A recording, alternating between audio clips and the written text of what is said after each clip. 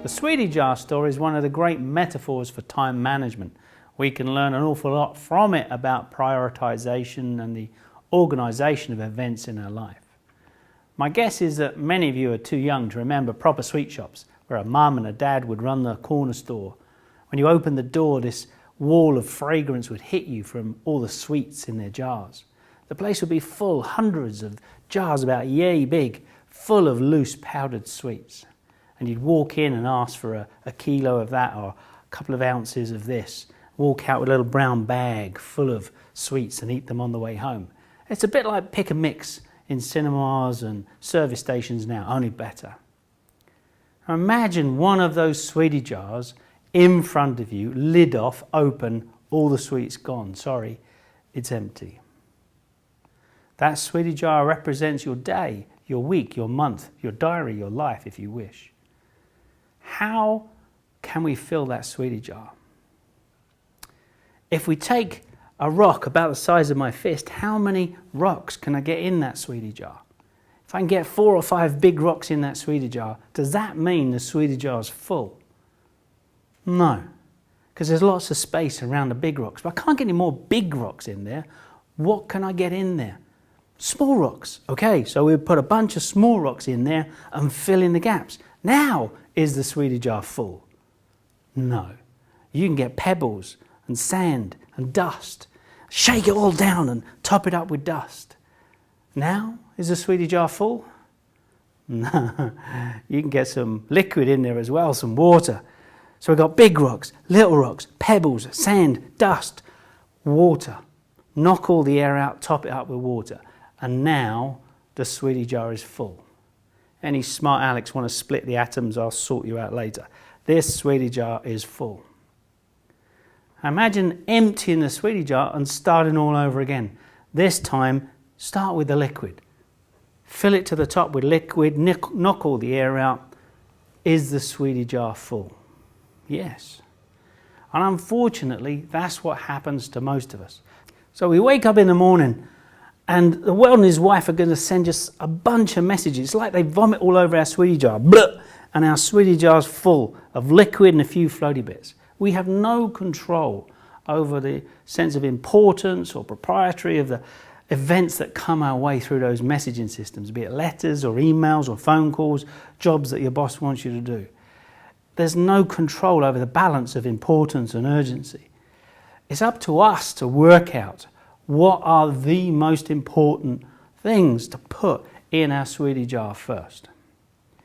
If we work out from a sense of importance the most important things and push them into the Sweetie jar first, then we can build our day or our week around those important things. Put the small rocks around the big rocks, the pebbles around the small rocks, the sand.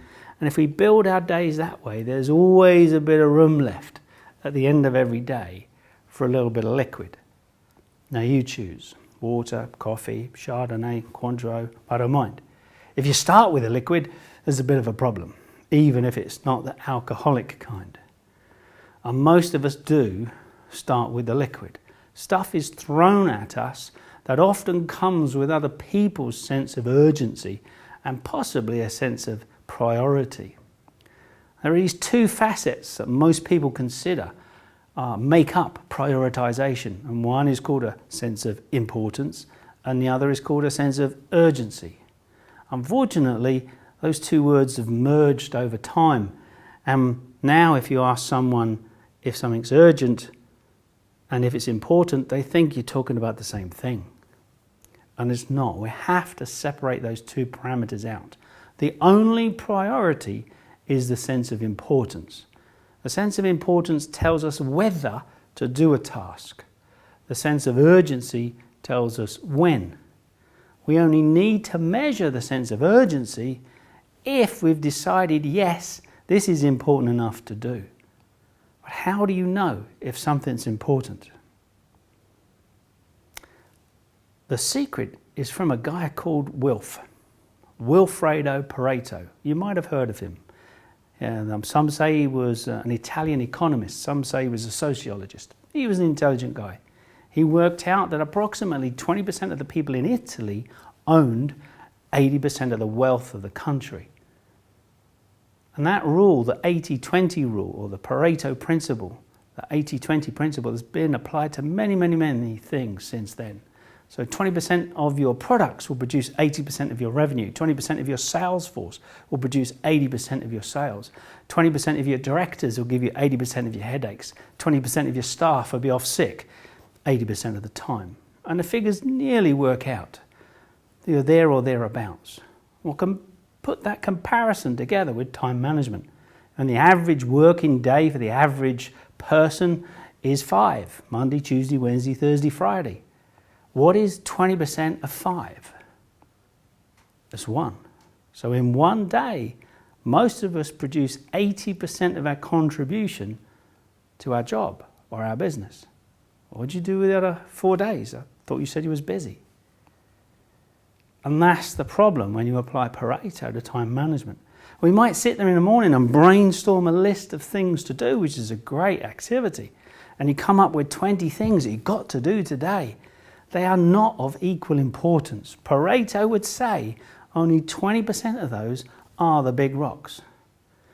20% of 20 is 4. You've got 4 strategically important things to do for your job or business. And those are the ones you've got to put in the sweetie jar.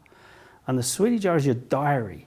It's got to transfer off of the parking list, the to-do list, into the non-discretionary time slots that come in the schedule. Decide when you're going to do them. Make an appointment with that task or that event as if it were your bestest friend, because it is.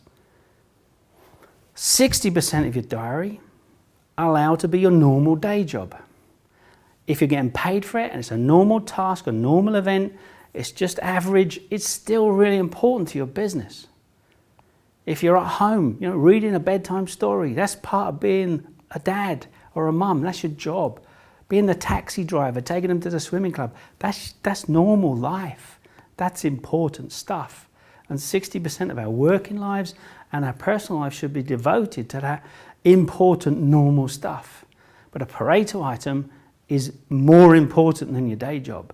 It is sharpening the saw. If you use a saw, by the very fact that you use it, you blunt it, you wear it out. It's got to be sharpened. Sharpening the saw is more important than using the saw. And every job has that. There's doing the job and there's making the job better. There are 4 strategic imperatives for any business. Making money. A business must thrive financially. How are you going to get money off of people, customers? You've got to keep them satisfied. That's the second absolute imperative for a business. If you delight your customers, they come back and buy more. If you seriously blow their socks off, then they're going to refer their friends and family. How do you get happy customers? Well, you've got to keep your staff and your suppliers happy. That's the third business imperative. Employee and supplier satisfaction gives you customer satisfaction. If your employees and suppliers are unhappy, it's really tough to create customer satisfaction. And a strange thing happens when you keep your employees and your suppliers happy. They innovate. They find one of the 7 forms of waste and cut them out of your business. They find the shortcuts. They also find those new widgets, those derivatives of your current products and services, which could make you more money than your current products and services. And when you've brainstormed a list of things to do and you've got 20 things on that list, you can measure any of them by those 4 imperatives. Which ones make you the most money, which ones improve customer satisfaction or employee satisfaction, which ones innovate. Each item is going to be different in its value, and the more impact it has on any one of those business imperatives, the more important it is. If it impacts 2 out of the 4, it's seriously important. 3 or 4 out of 4, rock and roll, you've arrived. You've really found something that's massively important. And our job is not only to brainstorm a list of things to do, they have to be prioritized. We've got to work out which rocks are going to go in that sweetie jar.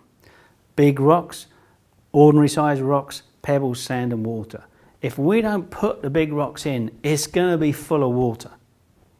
None of you have nothing to do all day. Very few people come on a time management course and say, Bob, I've got nothing to do.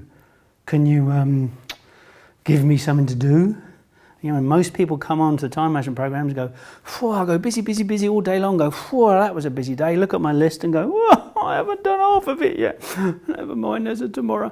And then tomorrow I go busy, busy, busy, busy all day long and I still haven't done what I wanted to do. We're busy people. You're busy people. The sweetie jar is full. We just got to get things in the right balance. Look at any list of things you've got to do, any goals, any tasks, and measure their relative sense of importance. Use Pareto. Solve the prioritization conundrum with maths. 20% of any given list is going to be the most important. 60% is pretty much average day job stuff. Put the big rocks in your diary, put it in the schedule, make it non-discretionary, get it off the wish list and put it in the schedule. Build the small rocks around the big rocks and leave at least 20% floating spare in your diary, your day or your week or your month. We need a bit of space to move things around.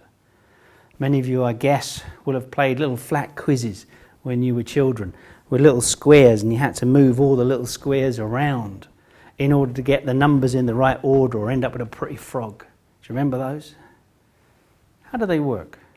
How comes you can move the squares around those flat puzzles? It's because there's a space. No space, no work. And in terms of diary management and life management, there has to be a space. Why? Because at some point in any given day or week, some waste material is going to hit that ventilator fan and go. Now, I have no idea when a problem is going to occur in my life or yours. We have to leave some space. And if that problem arises, we take the big rock that we wanted to work on, that we plan to work on, and move it. We give it a fresh appointment and deal with the crisis. If we have no space in our day or our week or our month, we haven't got the capacity to move things around. That strategically important stuff will get pushed to one side and sometimes, unfortunately, forgotten. So the sweetie jar story is a massively important metaphor for time management. We have a defined space, whether it's the sweetie jar or your day, your week or your month. We have to prioritize what's going to get into that sweetie jar. Go looking each morning for the big rocks. Find the Pareto items, get them off the to-do list and into the schedule. Make an appointment with your best Pareto friend.